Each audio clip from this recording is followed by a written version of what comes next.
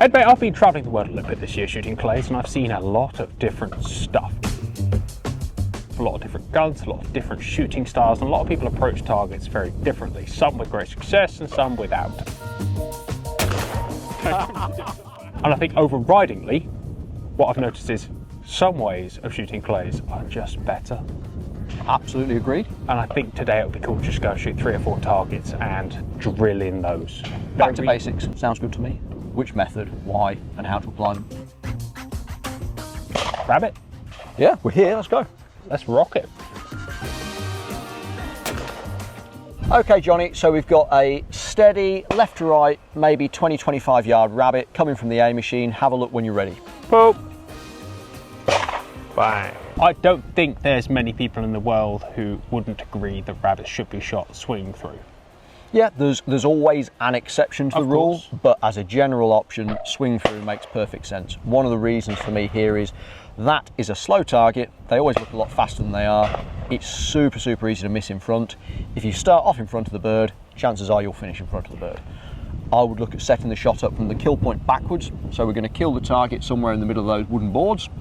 You're going to pull your hold point back. I'll come about 2/3 of the way back on a crossing target.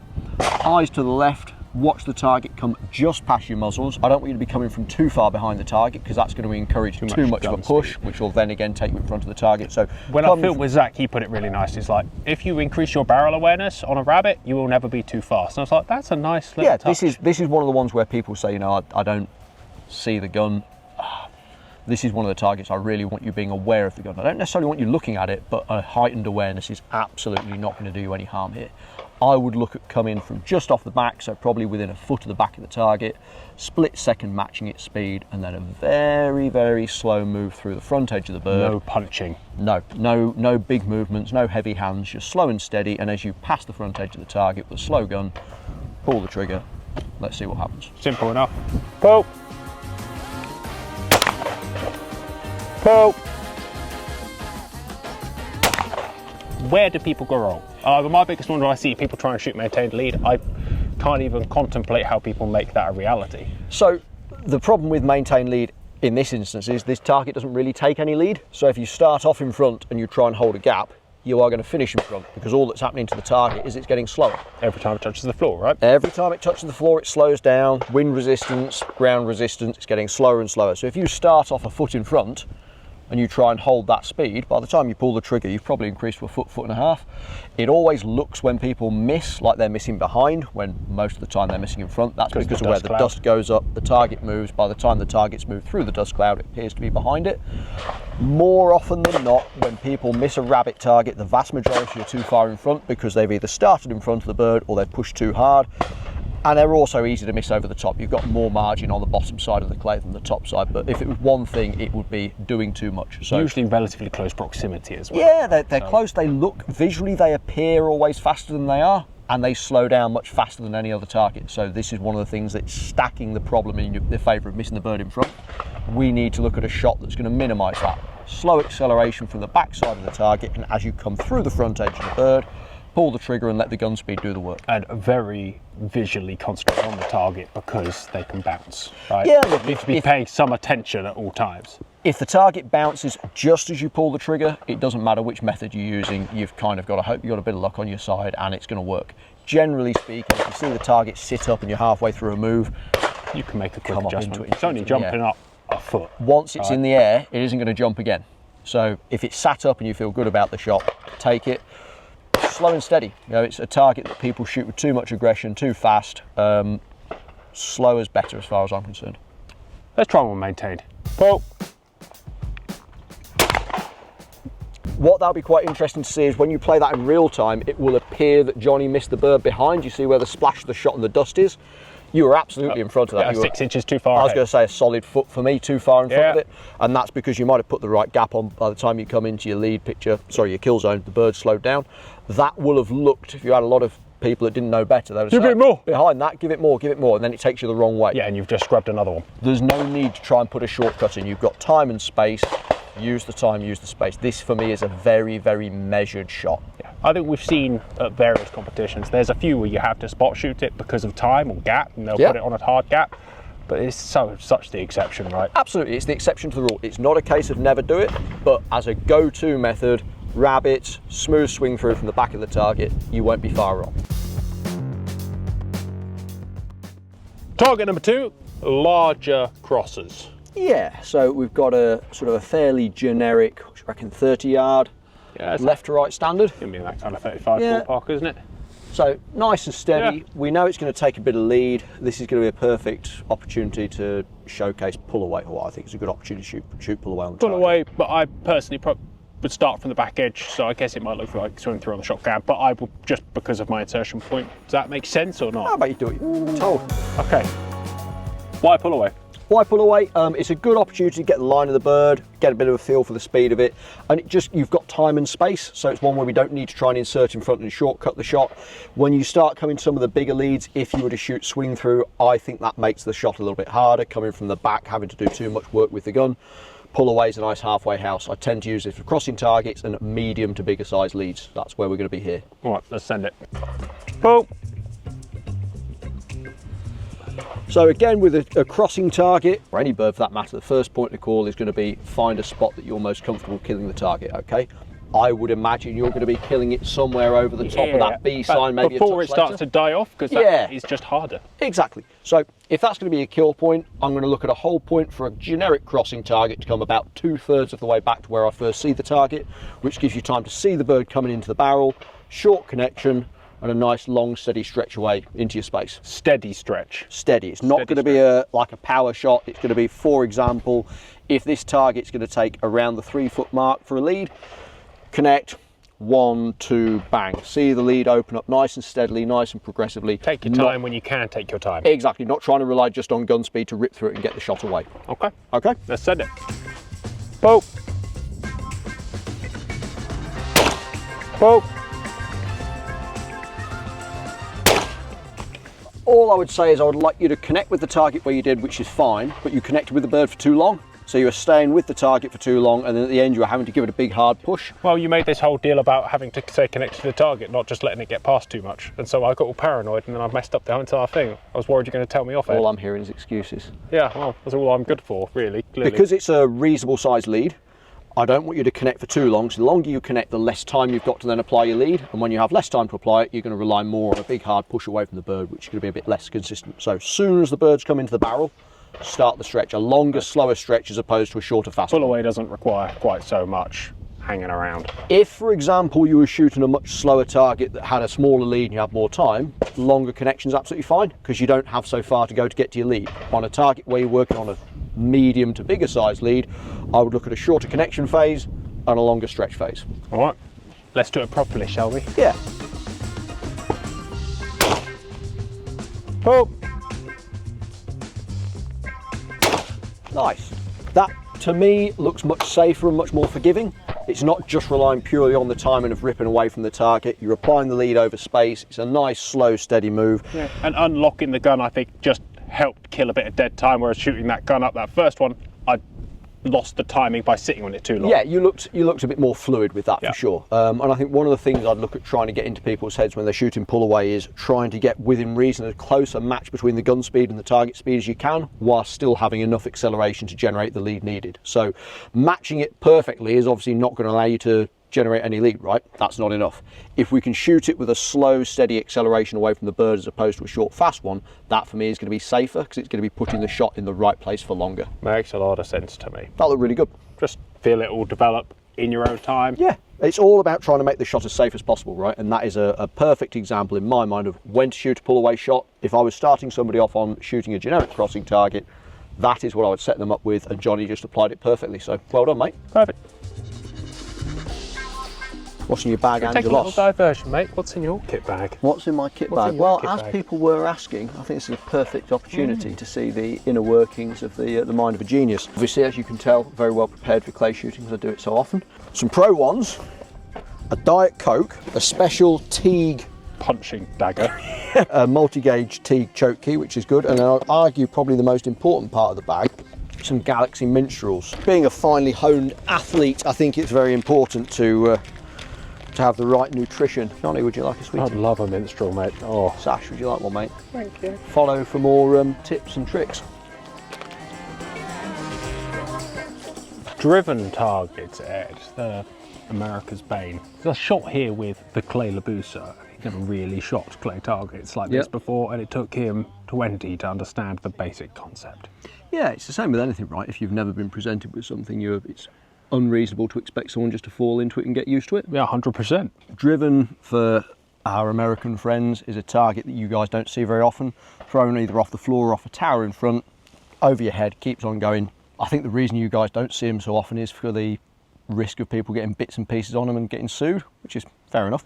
From a technique perspective, it's absolutely a swing through shot. The reason for that is if you try and jump in front of the bird too early, you lose sight of it under the gun, slow the barrels down, come offline. There's all sorts of stuff that can go wrong. So very much rhythm and timing, right? Yeah, exactly. It's very much a case of deliberately letting the bird beat your gun so you can see it over the top of the barrels, and then working a nice smooth swing through. In this instance, because it's a pretty low driven, you're just going to cover the target, pull the trigger, and let the gun speed do the work for you. I guess because of the lowness of it, we're going to take it on a little earlier than we might something higher. Yeah, the higher stuff I would generally speaking let come in, and one of the reasons is to give you time to open the lead up. On this, I wouldn't shoot it super aggressively. I'd kind of shoot it up at like 1 o'clock if you like, but just, yeah, nice smooth steady swing through, come from about a yard behind it, accelerate through under control, cover it, pull the trigger, finish a shot off. Let's see if we're any good. Too much, sorry, that was stupid. Boom! I would personally encourage you to start a little bit further behind the bird, just so you can see it better and for longer, and it's going to encourage you to have a longer, slower move through, because yeah, your first one, a little bit short, stabby. Shot that low gun and the timing on the mount was way off. You tried to the whole game. You tried to punch into that, and that's not what we're looking for here. We're looking for a long, slow, smooth move. Insert solid yard out the back, see the bird over the barrel, catch it up over time. As you come past the front edge, pull the trigger. Take more time, use the space better. Boom! Right on the front half of that, Johnny. Boom!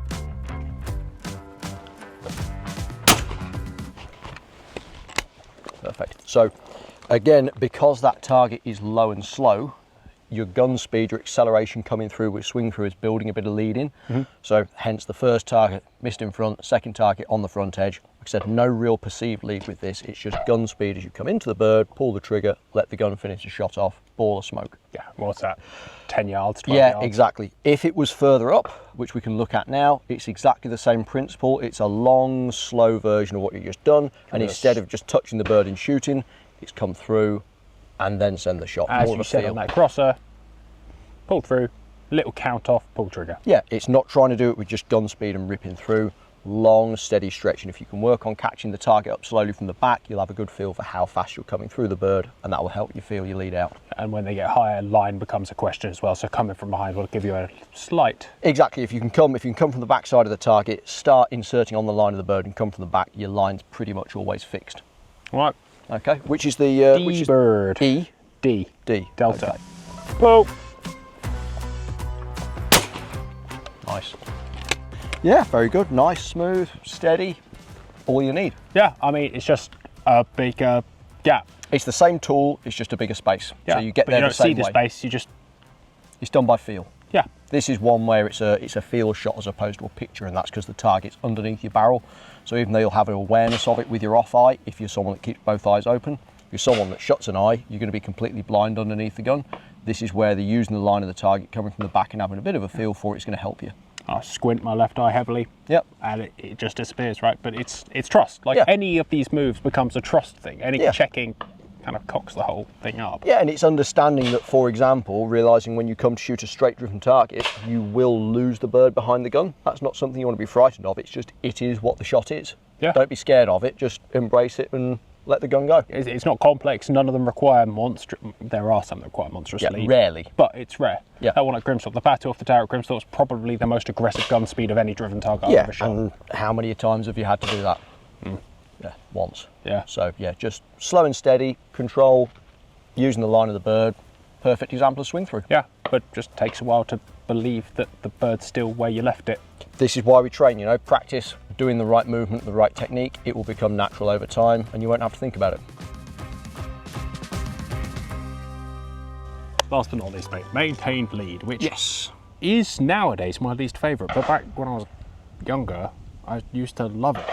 Yeah, I've shot in the past a lot of maintain lead, and it's a really, really good method, and it's got plenty of applications. I think the way a lot of targets have been set the last few years, it's probably less relevant. Distances have come in, been far more sort of technical lines on stuff curling and going away. When you've got a big target that's pretty much going in a straight line and you've got a lot of lead to put on and you don't have very long to do it, maintain's a great option. Controlled, steady, allows you to get out far enough in front of the bird and still maintain a degree of control on the And something shot. I've seen you do a lot is like a maintain pull-away hybrid. Start in front, pull the gap bigger. Yeah, for the really, really big stuff, if, for example, it's going to take 15 foot, you don't have to insert truly to 15, you can put half of it on and Get a stretch feel out. of the line. Exactly. Maintain a slightly better connection. It does help you with the line for sure, but it's just trying to shortcut that. If you try to connect into the bird or come from the back, you've got so much work to do that by the time you've done it, the target's rolled off and done something else, or you just don't have enough time to get there and generate the lead needed. Yeah, or you're using so much gun speed to get there, the line's at jeopardy anyway. Yeah, or you have to do it with such a fast gun that it's just a very inconsistent way of doing it. Okay, so we've got a target being set up here by Josh, Yep. best in the biz. And once it's set, let's have a look. Yeah, perfect. Ready? Mm-hmm. Pull. Pull. Stay out in front. Make a big gap, pull the trigger before Yeah, it so leaves. this is a target that's obviously going to take quite a bit of lead to break. It's got speed. Speed, angle, distance. It's also a Batu, which means it isn't going to slow down as quick as a standard. Everything about this says it's going to take a pretty big space in front. You also don't have a great deal of time to get it shot.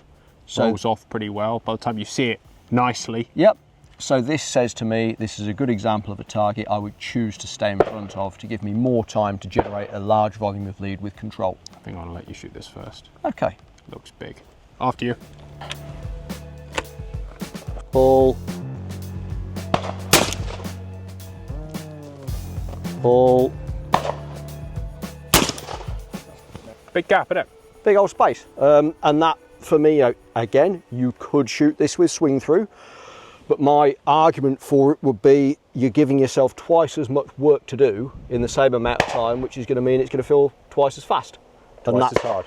less controlled. If I can start in front, build a lead in and shoot it with control, I think that's a much more repeatable shot. Pull. Ooh. To be fair to you, the line died off on the second Definitely target. felt like a different bird. Yeah. That's the shot, Johnny. Perfect. Pull. It's not a simple shot at the best of times. Absolutely not. Yeah, that's a big bird. You'd be happy to break it. There's lots of people that would come in if that was on a registered and not touch it, just because they're not experienced enough, they haven't seen enough targets like that. You need to have shot birds like that first to understand what they need to look like. It is a big space. It's twice the gap that you would think walking in here. Yeah, You just thought, yeah, it's a bird. Most people, because they see a big surface area on it, they kind of think, it's not too bad, it's not that far away, it's not doing much. That's motoring, that's covering off some serious ground. It needs a lot of respect, and for me, that's a perfect example of where starting in front of the target is an advantage as opposed to a disadvantage. Thank you for watching TGS Outdoors. I hope you guys have enjoyed this video. If you did, make sure you like it, share it with your friends, and subscribe to the channel. This channel would not be possible without the support of our amazing sponsors. They've supported the channel for a long time. We only work with people we love and whose product we trust. If you want to support the channel too, make sure you check out channel memberships. There's early access content, there's some pretty cool exclusive release content, My view is you never want to let the bird get past you because you can't see under your gun. and occasionally we go clay shooting together. We just appreciate your support. Even if you can't, your view is great. Thanks for watching, guys. Take care.